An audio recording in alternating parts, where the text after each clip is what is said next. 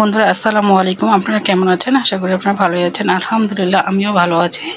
এখানে নিয়েছি কাঁঠালের বিচি আর কচুরলতি।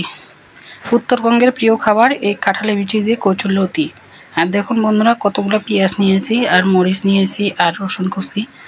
এগুলা দিয়ে আজকে মজার রেসিপি করে দেখাবো আপনাদের। অবশ্যই ভিডিওটার সাথে থাকুন।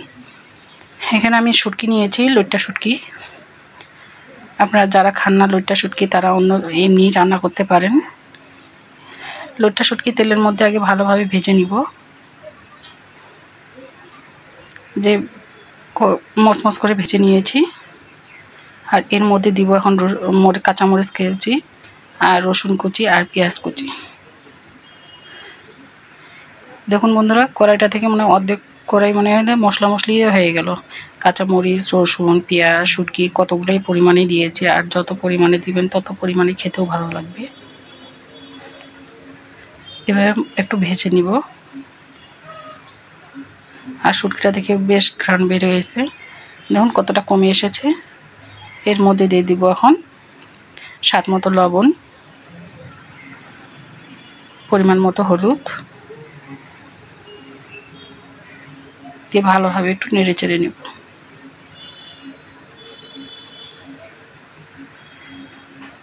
আর এখন কাঁঠালের বিচি আর যে কচুরলতিটা ছিলে রেখেছিলাম সেটা এখন দিয়ে দিলাম। দিয়ে উল্টে পাল্টে একটু নেড়ে চেড়ে নেব।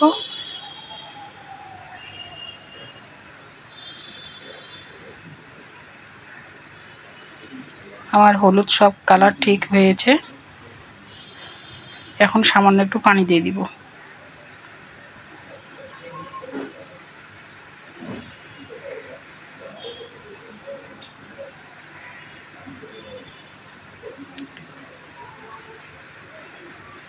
এখন একটু পানি দিয়ে দিব।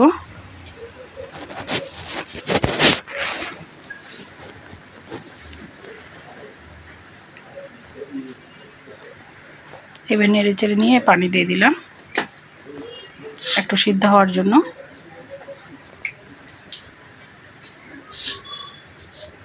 এখন আমি ঢাকা দিয়ে রেখে দেব কিছুক্ষণের জন্য। ঢাকা তুলে দেখুন বন্ধুরা কিছুটা পানি কমে এসেছে আর খুব সুন্দর একটা সিদ্ধ হয়েছে। তাও নেড়ে চেড়ে উল্টে পাল্টে দিলাম। দেখলাম একটু সিদ্ধ হয়েছে আর একটু বাকি আছে।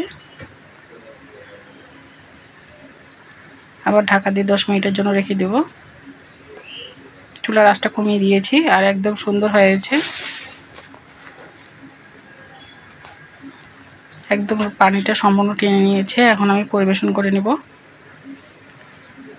এটা পুরো ভাবও চলে এসেছে। এই যে থালার মধ্যে পরিবেশন করে নিলাম বন্ধুরা ভিডিওটা ভালো লাগলে অবশ্যই আপনারা সাবস্ক্রাইব আর ফলো করবেন আর আমার পাশে থাকবেন, আমি যেন আপনাদের নতুন নতুন ভিডিও দেখাতে পারি।